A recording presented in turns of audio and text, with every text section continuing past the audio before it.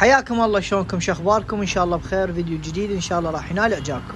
طبعا اليوم الفيديو مالنا يختلف على بقية الفيديوهات بخصوص الصوبة العلاء الدين. طبعا هواي من الاخوة يراسلوني على صوبة العلاء الدين، يردون يشترون صوب علاء الدين. مثل ما تعرفون انه اكو صوبات علاء الدين نازلة بهاي الفترة الايرانية، ما اعرف شنو صناعتها، يقولونهم انجليزية. فهذا كله كذب بكذب. الصوبة العلاء الدين هي هاي شكلها القديم. راح اشوفكم هسه المواصفات مالتها واشوفكم شنو الفرق بين هاي الصوبة وذيك الصوبة. طبعا اول شيء الحديد مالها، شوفوا الحديد مالها بحيث يعني حتى ما ينعوج، حديد كلش قوي. شوفوا هاي طبعا صار لها سنين، يعني ما اعرف، يجوز حتى انا ما ملحق لها. شوف اول شيء الصوبة عبارة يعني من هاي القطعة، هاي القطعة بنتوخرها من هاي القطعة، وجوها عبارة عن نحاس. نحاس كلها منين ما تجيها نحاس، ما تزنجر. شوف اول قطعة هاي نحاس، القطعة الثانية شوفها هاي نحاس. شوف هاي مكتوبة عليها دجلة، شوفوا دجلة. هاي نحاس، هذا نحاس باوله نحاس. تجون واحد يسأل شلون تبديل الفتيلة. طبعا تبديل الفتيلة جدا سهل وبسيط.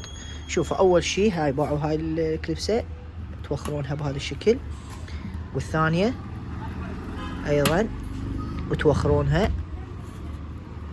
راح يطلع عندكم هاي تسحبها اللي فوق. طبعا وين راح تسحبها؟ شوفوا الفرق بين الصوبة العلاء الدين القديمة وبقية الصوبات. مو شرط هاي الجديدة هاي العلاء الدين، لا، بقية كل الصوبات. شوف قلت لكم النحاس. هسه اكثر الصوبات تجي الزنجر، تلقاها بزنجرة. السبب شنو؟ السبب النفط بمي وهي حديد الزنجر. طبعا الفرق بين الصوبات الجدد والصوبة العلاء الدين، بالخصوص علاء الدين، شوفوا حتى هاي البوجة نحاس، شوفوها نحاس.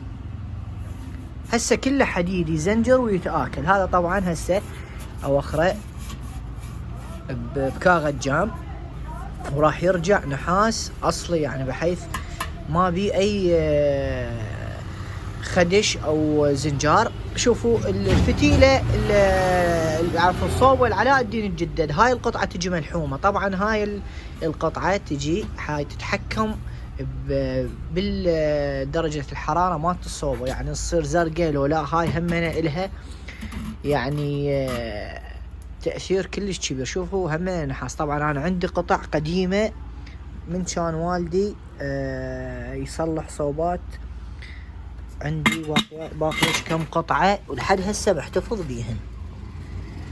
هذا هسه دقيقة،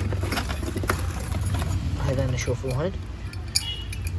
فهسه هاي الصوبات ما يصيرن هذني القطع ما تقدر تتحكم بيها. طبعا هاي تتحكم بيها، تقدر همينة يصير بيها العلومات النارة، تصيرها زرقاء او حمراء. هاي تتحكم بيها همينة، هاي لها تأثير كلش كبير. وطبعا هاي السنتر مالها هم لها تأثير كلش كبير. طبعا واحد يسأل يقول شلون نشد الفتيلة. طبعا شد الفتيلة جدا بسيط. هي تجيب الفتيلة وتقعدها وتخلي هاي الكليبسات عليها، لا اكثر ولا اقل. بس شوفوا الجمال مالها يا اخي، والله العظيم تحفة. يعني وين اكو صوبة نحاس يا اخي، هي بس هي هاي تكفي. نحاس والله نحاس، يعني شوفوا على قولته ما بي ولا غلطة.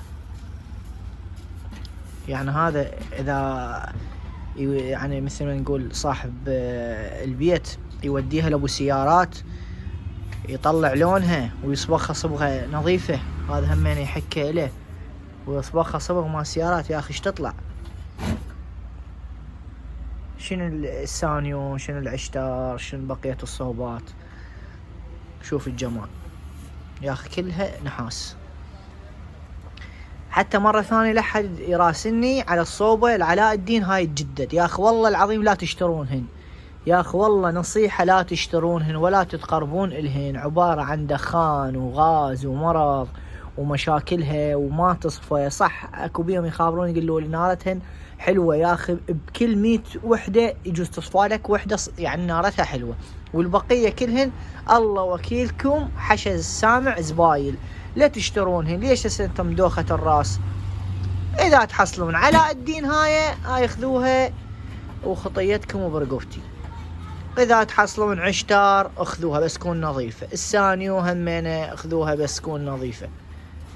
بس العلاء الدين ذن الجدد لا حد يتقربهن. هذا نقطة راس سطر. طبعا بس حبيت اوضح لكم الفرق بين الصوبة العلاء الدين القديمة وهسه اخواننا القدماء وآبائنا الكبار راح يعلقون تعليقات وشوفوا تعليقاتهم بخصوص هاي الصوبة، واللي يعرف ايش قد عمرها يكتب لي بالتعليقات. يعني صراحة يقولوا لي عمرها اكبر من يمي، يعني فوق 30 سنة. فاكتبوا لي بالتعليقات اللي يعرف ايش قد عمر هاي الصوبة، خلينا نشوف عمرها ايش قد.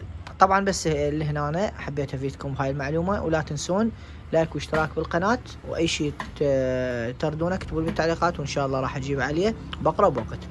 واتمنى شيء البسيط قاعد اقدم لكم تستفادون من يمه. شكرا لكم جزيل الشكر، اخوكم ميثم الموسوي.